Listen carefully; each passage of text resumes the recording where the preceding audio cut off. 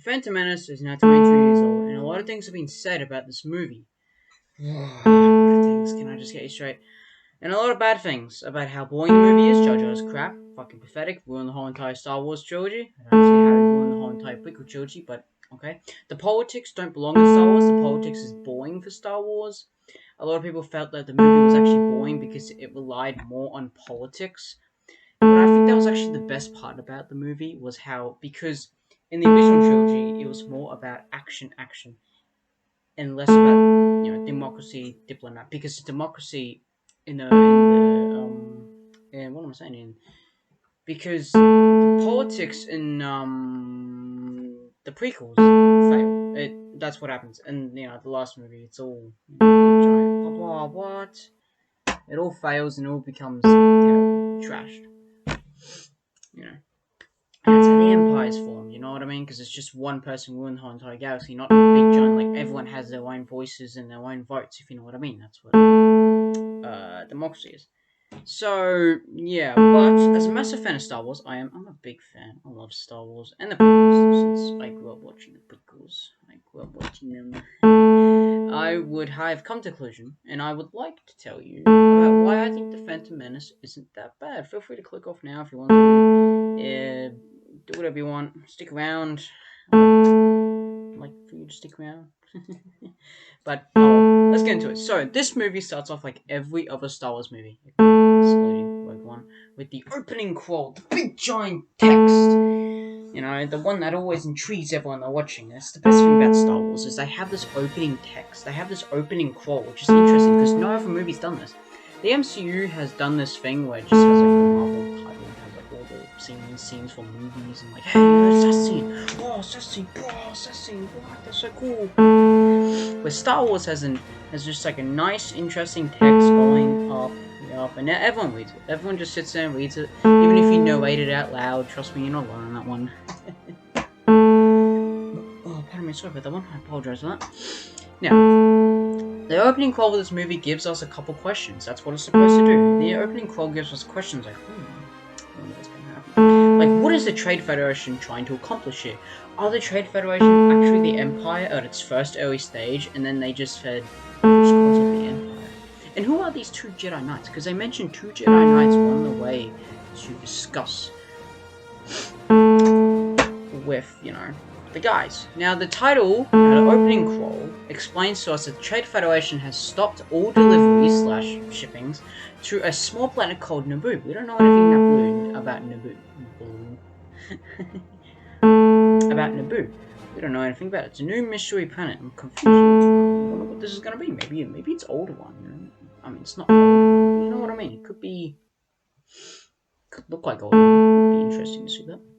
And the Supreme Chancellor, we don't know who the Supreme Chancellor is, has sent two Jedi Knights to negotiate the Trade Federation. Now, we don't know at this time what the Trade Federation is, but we gained from these little intels that it is the main villain of this, because they've stopped all deliveries and shippings to the small little planet called Naboo and set up a blockade. So, you're interesting, going to go, well, I guess they're trying to take over the planet or trying to do something. Now, after opening call, we get that classic camera panning down. It's always panning down from the title call. I think that's the best thing about these movies is they always have the camera just panning down and focuses on either a planet or a ship. It always focuses on a planet, and then a ship is you remember in A New Hope where we have like the Tanto 4, and then it had the Imperial Star Destroyer flying by, which is a quite cool scene and quite menacing, huh?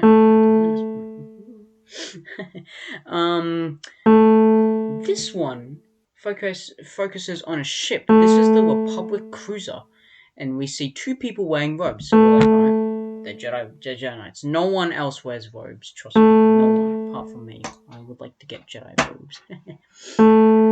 Who are boarding to discuss the Trade Federation about the negotiations, about how we can maybe open up Naboo back to shipping and deliveries. After they land, they agree to buy a droid called TC-14. This is an interesting droid. It looks a lot like C-3PO. I think they probably had like, oh yeah, C-3POs. What if we just have a lot of droids that look like C-3PO, but just paint them in a different color? And that's what they did.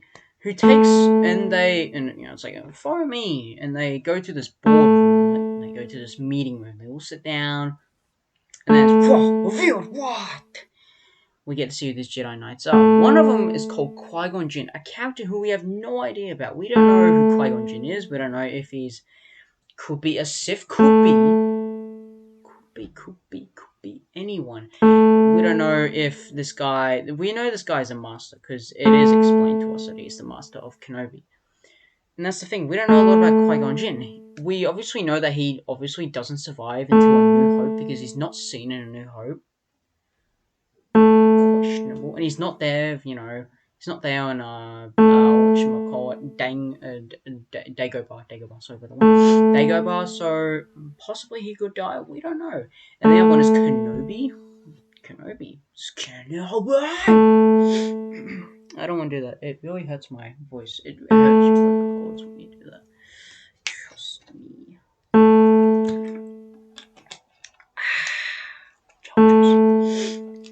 Now, this is Kenobi. Now, we already know that Kenobi lives all the way up into A New Hope, which is roughly... I don't really know when the time... I've never really been interested in the... Like, oh yes, this is 12 years after Battle of Yavin. Like, that's really interested in that kind of part.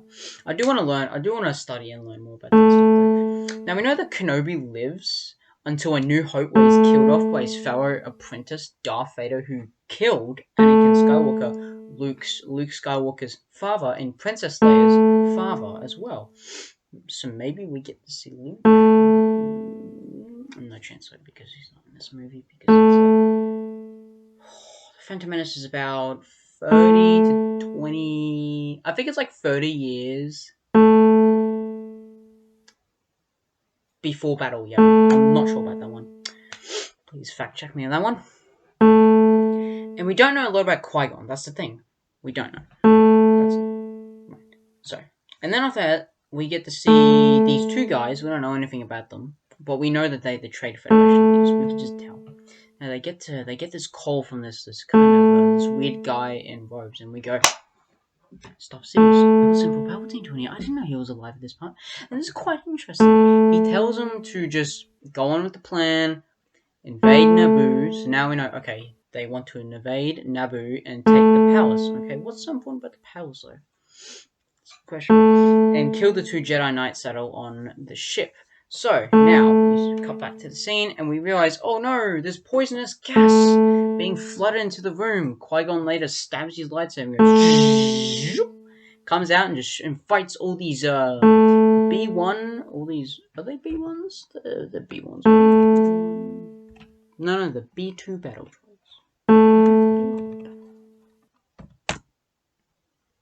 Yeah, the B1 battle droids. I always get that confused. Sorry about that one. They fight their way through the Trade Federation base and sneak onto these two separate ships. Now, these ships have the B1 battle droids inside of them, so we know this attack will be coming soon. After that, they land on the planet Naboo. Right, that's good. We're now on Naboo, and we get introduced to Padme Amidala. She is the leader of... I guess you can call her a chancellor of that planet. She is now the ruler of Naboo, and she just contacted the Trade Federation about trying to invade it. You know that your plan about you staying up in our planet. You know that ended today. Oh, you didn't know, but that one, well, you did. So now piss off. Okay, we'll do that. We will do that, sure. And then they later get a contact. We later get she later contacts someone called Senator Palpatine. Emperor Palpatine, Senator Palpatine, which later gets cut. So now we know that the CIS, Separatist Trade Federation. I don't think they were actually called the Separatists at the time of Phantom Menace. That's why I just called them Trade Federation for the rest of this video. Now we know the Trade Federation have cut all communications. Now Naboo is communicationless. Then after that, we get introduced to one of the worst characters in Star Wars history. Pardon me, sorry about that one. Sorry, man. I had a little bit too much Java juice. Jar Jar Binks. Jar Jar's a terrible character. I'm sorry, but I don't like Jar Jar. And yeah, Qui-Gon then later meets up with Kenobi. I like how Qui-Gon did this kind of stealthily, where Kenobi just comes running in with these little B-1 battle droids going pew pew pew on the little ship. I find that pretty funny to show that Kenobi's still kind of reckless and still gets caught. That's interesting. Ah, and then what's after that? Well, then they talk about how they're going to get to the Naboo Palace, and then Jar Jar's like, "Oh, Misa, the only way to get there is if what? Misa Jar Jar Binks, come follow me, and then you go into my city, and then we will take it to Galax later, and you can go and fly up there." So they follow Jar Jar into the water. Water. And then Jar Jar forgets that he was banished. Why was he banished? We have no idea. I don't actually know why he was banished. I never really did any research about why he was banished. I just thought he was just banished for some reason. I figured it had something to do with Bass Nass, which is the Gungan leader, which they now go and meet up with. And Qui-Gon Jedi mind tricks him to let them take Jar Jar and use a Gungan Bongo submarine. Cool little blue in the water, which on their way to the palace gets attacked by some terrible sea monsters.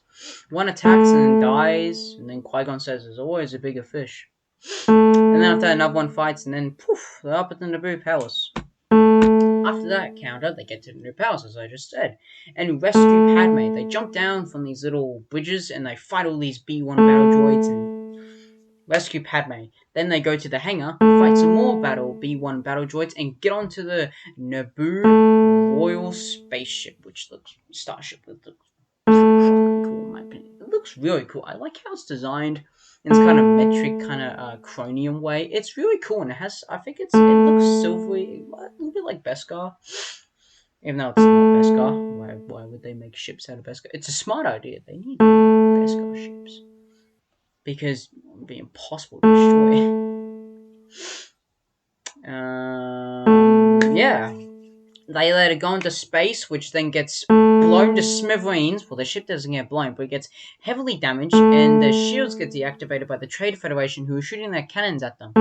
Now we get to see these little astromechs, which were like, hang on a minute. I know the astromechs. Look like, what the R2D2? What the hell are you doing here, man? What? We have Kenobi, R2D2, a C-3PO clone. What is this? I see what you're doing here, George. You're just putting fan fiction, and I see what you're doing. Fan nostalgia. R2D2 later repairs the shield. Oh, sorry. Later repairs the shield generation, the shields on the ship, and then they light speed away. Now, the problem is the hyperspeed is damaged. I won't be able to hyperspeed. They right now in their plan, and they want to get to Coruscant so they can speak with the Chancellor about getting the Republic to help them get rid of the Trade Federation and take it back. But they do not have. But their hyperdrive damage, which means they wouldn't be able to transport their hyperdrive. The closest planet is a planet which is called Tatooine. Now we know Tatooine because in A New Hope, Luke is there and Kenobi. It's quite interesting. So they go to Tatooine, and sorry about that one, guys.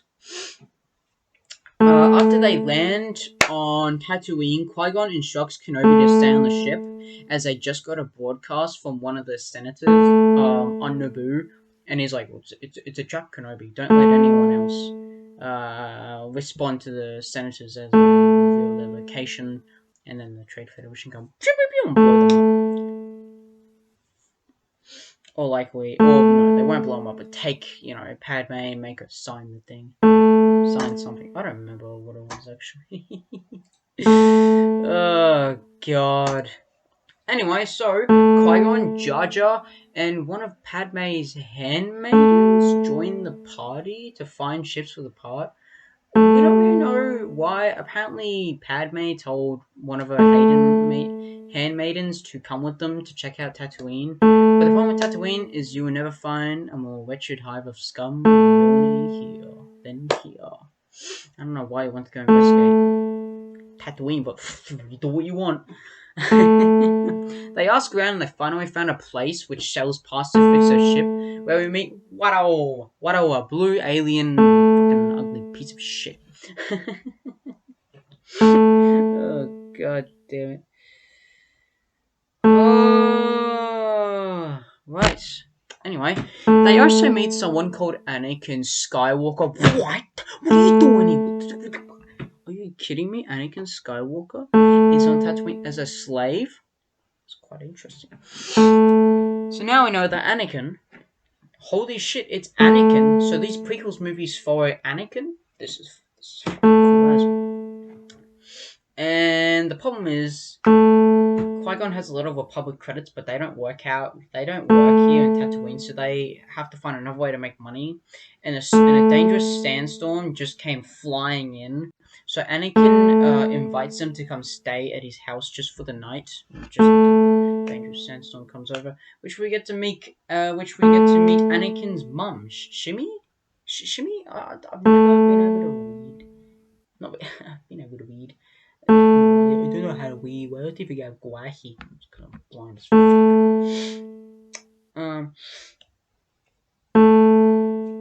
I've never really been able to really pronounce her name. I've never really understood it. Like, is it just Shim? And like, is the H silent or is it Shimmy? I've never understood it. And C3PO. What? Humans relationship. Alright, so hello, my name is C3PO. Human relationship cyborg. Human cyborg related.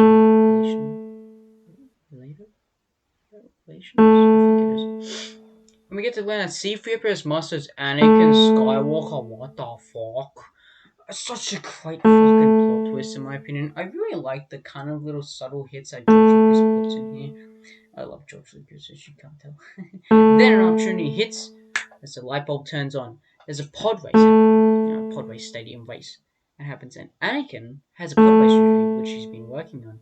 And if he enters, he will get the necessary money to get the parts and then split the money 50-50, which what actually happens is Qui-Gon bets if Anakin wins, he gets all the parts and the money, and then he gives it all to Anakin's mum, and Anakin is freed. That's what happens. And his mum reluctantly agrees to let Anakin join the pod race. But there's a mystery here. Qui-Gon senses some strange thing about young Skywalker. Some skulls? I think they're called, I'm not sure. It's things that are in Jedis that are Force. The more you have, the more connected to the Force you are. I think that is. Pod race time! Right, so Anakin's been working on his pod race, and it's finally pod racer time. This scene is awesome. We get to see all these pod racers driving at high and dangerous speeds, doing spins and tricks, watching out for Tusken fire, going into dark caves, and like, I mean, I could never do this. I'll crash into a goddamn dark cave. Oh man, it's quite intense. Anakin has to repair his ship a couple times, but that's all. He's a pod racer, but that's all good. And now it's Anakin versus Sabula. This guy, yeah, he's ugly as shit, man. It's an intense match. I don't know who's gonna win, but Anakin comes out on top and wins. Yeah. Qui-Gon then finds out that Anakin is a Jedi and might be the chosen one.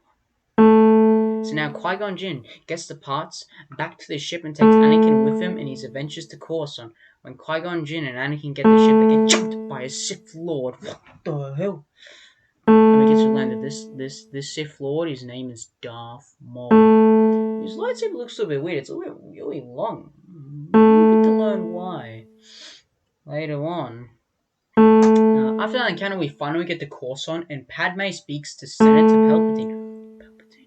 I know you're Emperor Palpatine, and what they can do to help Naboo. And the only solution is to vote for a new Chancellor, because the Chancellor they have right now is on the Trade Federation's payroll, so he's not going to help. While this is all happening, we get to check in on the Jedi Temple, which is quite interesting, because we've never seen Coruscant or the Jedi Temple before. We've only heard rumors and myths in the original trilogy about the Jedi's and the Temple and the High Council. Masters. This might be time for me to drink some more Java juice.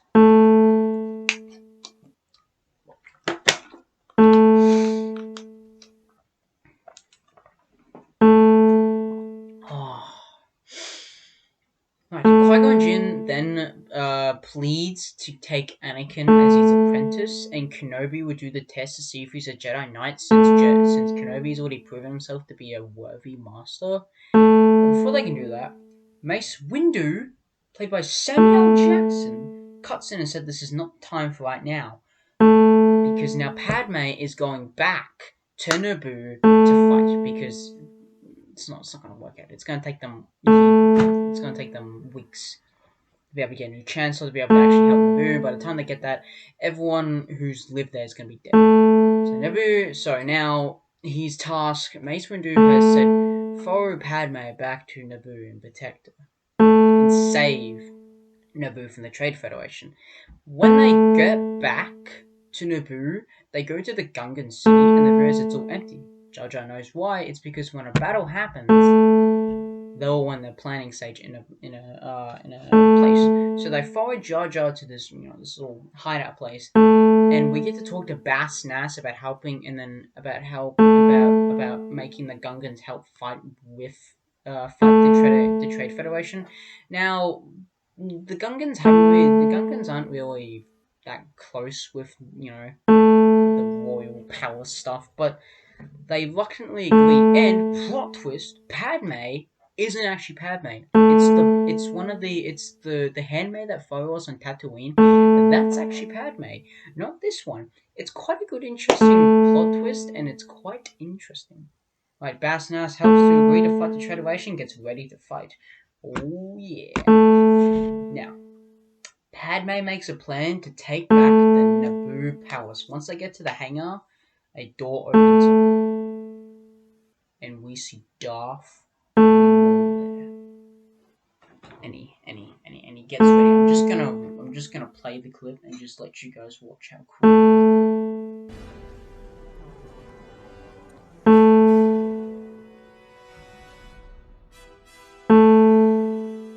We'll handle this. We'll take the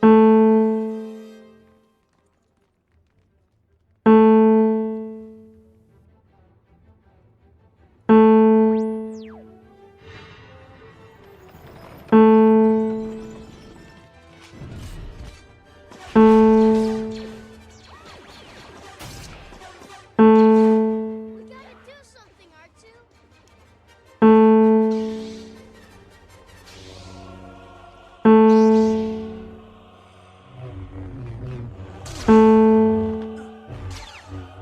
See how fucking awesome that is, man? Dude's got a double lightsaber, the first one in fucking history. It's fucking awesome. Yes. Now Qui-Gon and Kenobi take on Darth Maul while all the Naboo pilots get into their little starfighter, go off into space to try and blow up the Trade Federation main ship, and Padme's Boot trying to find another way into the to get to the Trade Federation's leaders, a couple of them who are in the palace to try and take them out and take back the palace. And can I just mention, while we're here fighting with Darth Maul, we get to listen to one of the best John Williams music song he's ever made. Duel of the Fates is such a great one. I love how they also incorporate Duel of the Fates into Battle of the Heroes, and it was in the Kenobi trailer. I freaked out when I first watched that. Oh, yeah, I remember that. I was like, oh yeah.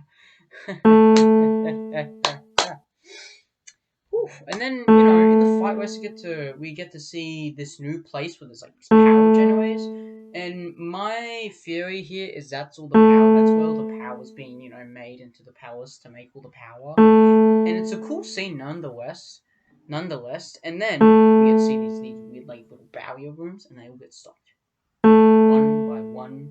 And then Darth Maul and Qui-Gon fight. Kenobi sitting there behind, and then the tragic swift move. Qui-Gon dies. Rest in peace, Qui-Gon. He's not dead yet. He's died. He's not dead.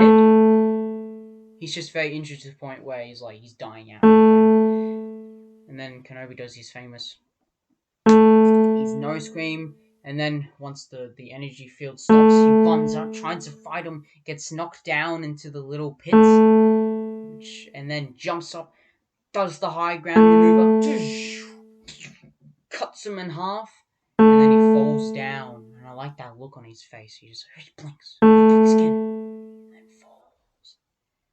quite an interesting scene. I really like that scene. Kenobi then dashes over to his dying master, and Qui-Gon Jinn tells Kenobi to train the young Anakin Skywalker. And while that's happening, when Qui-Gon Jinn dies, rest in peace, Anakin was in a starfighter. He hid in one of those, and then it flew up into the Trade Federation area. I know it sounds completely fucking stupid, but now he's there trying to blow up the main base as well, and he gets in to the base, and he shoots the power cores, which would blow up the home base, and then he flies out. So to recap, Anakin goes up there, no training, no experience with flying one of these things, blows up the Trade Federation. All these other starfighter pilots have been training for these years and can't even blow it up. What the fuck? Come on, George Lucas. I love you, man, but come on, that's a little bit weird. And while that's happening, the Gungans fight. They later surrender. And since it blows up, since the Trade Federation base blows up, it turns off, and they all win. The Republic win, yeah! We then get a funeral in which we get to see Qui-Gon Jinn's body burning and a couple other people, and we get to see Mace Windu and Yoda talking about Darth Maul and the rule of two. The rule of two is always a master and an apprentice. And then we get a ceremony. Come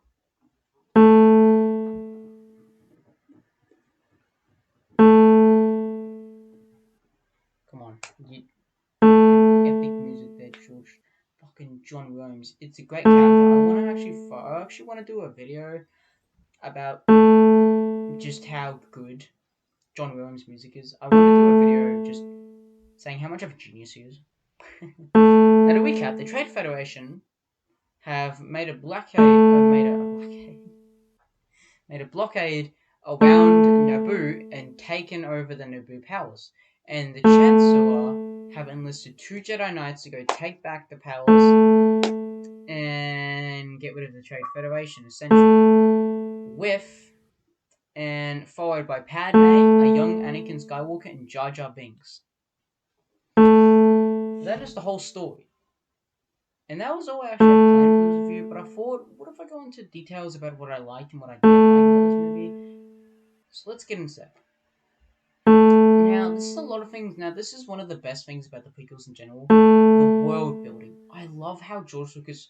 The reason why he made these movies, he took these movies in a new direction of world building. Showing the worlds. Showing the people.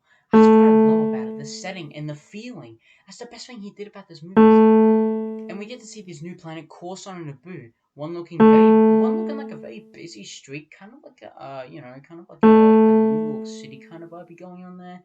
And then the other one, kind of looking like an older one, kind of a peaceful place before it gets blown to pieces, of course. And the characters, I really like the characters in the movie. We get Qui-Gon Jinn, which is a fan favorite of mine. He's like top 7 out of my top 10 favorite Jedis. I think he's a really powerful Jedi. And I would love to see more of him. I really would love to see. I'm excited to see him in the Kenobi show as a Force Ghost. I would love to see Liam Neeson come back. I think that would be awesome. I hope my expectations. Get true. He is going to be in the show. Qui-Gon Jinn as a Force Ghost is coming. Liam Neeson did say he wasn't going to be in there, but that's what they always say. That's what they always say. And I really like Qui-Gon. I think does he have a lightsaber? Like, does he have like a like how? Oh, how do I describe it?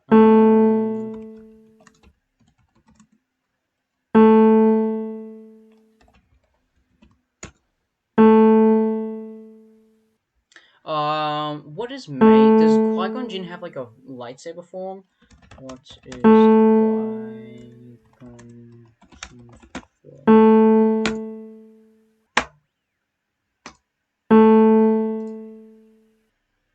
He's an Atari. What is the Atari one?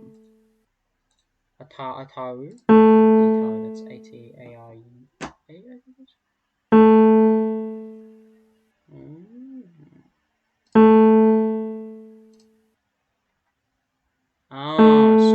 So Jedis who are really strong in the Force use the Atari form. And I like how he kind of, I feel like Qui-Gon kind of connects back to Ben Kenobi in A New Hope, how he's kind of old and wise, and he's a little bit slow at lightsabering sometimes. Like, I think it was just like once. And I like how he rejected the seat on the council because he felt like he didn't want to be controlled. And he also believed that the Force is better than the Jedi. And that's apparently why, I remember reading an article, that's apparently why Qui-Gon was the best Jedi. I'm a little bit confused about that part, but yeah. And we also get to see Kenobi. I love Kenobi. Obi-Wan Kenobi is my favorite Star Wars character. You can't change my mind. Come on, dude. Oh my god, I love him. I love his portrayal. I love Alec Guinnesson's portrayal as well. Rest in peace, Alec Guinnesson. Rest in peace, of course. I would have liked to meet Alec Guinness, but I have a plan. I want to meet. I do want to meet him, and we get to see how Obi-Wan Kenobi is in this movie, kind of like his young years. Even though now he's moving on to a master, it is cool to see him how he's still reckless. He's a little bit less reckless, but you know what I mean. And I don't know. I don't have a lot to describe Kenobi really. And I love how his reaction to his master died. I was like, no! And then went straight to an aggressive kind of, strike. I like that. I like that. I thought that was cool. Now, Darth Maul is my favorite character out of this whole entire movie. The way they introduced him was so fucking cool. And I love him. He is so fucking awesome as a Sith apprentice. And I love how not in this, I'm not going to say it, but like in the Clone, everyone knows he's in the Clone Wars. I love how in the Clone Wars he uses aggression and anger, a part of lightsaber dueling, because he's had this anger for so many years. It's a part of him now. He uses it in his lightsaber technique, which I really like that.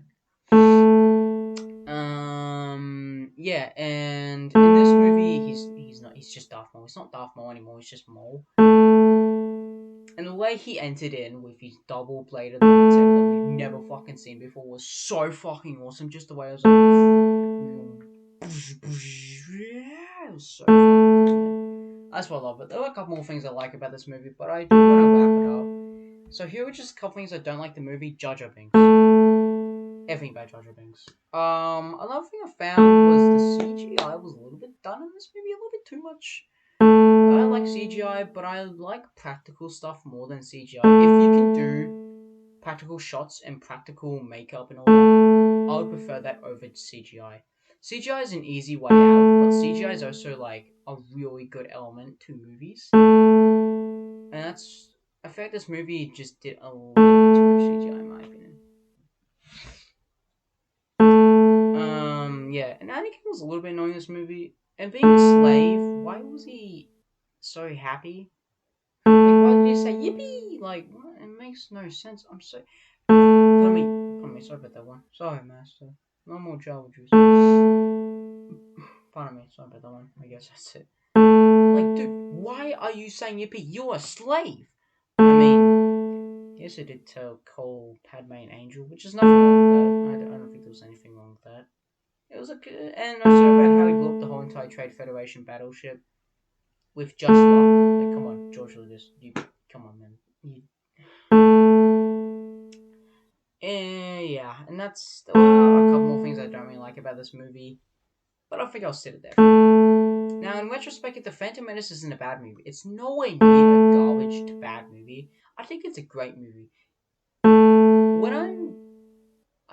I do have a plan. There's a plan coming in for this entire because I'm gonna be reviewing every single Star Wars movie, and then I'm gonna be doing a tier list. Like, this movie would be sitting at like a B or a C for me because I like The Phantom Menace. I felt like it got a little bit too much hate, and it did not deserve the hate. And George Lucas also got a lot of hate for these movies. He did not deserve any of that hate. Okay, maybe Jar Jar Binks.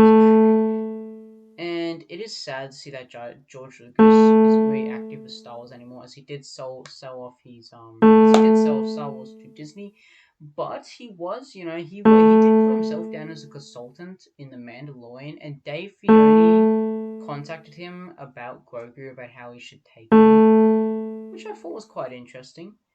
Link down below to the article. And I hope that we get to see George Lucas more active. I hope he's like a producer or even like executive producer or just there for the Kenobi show. Like he's got to be there. Come on, man. His one-liners are so awesome, man. But wait, we'll talk about that one in episode. Now I hope you enjoyed this review. Like if you do, dislike if you want, subscribe. It's all up to you. You do what you want. I'm not gonna force you to do anything. Yeah, now it's time for me to do some aggressive negotiations and watch Attack of the Clones and review it. Have a nice day, everybody. Remember, Force be with you.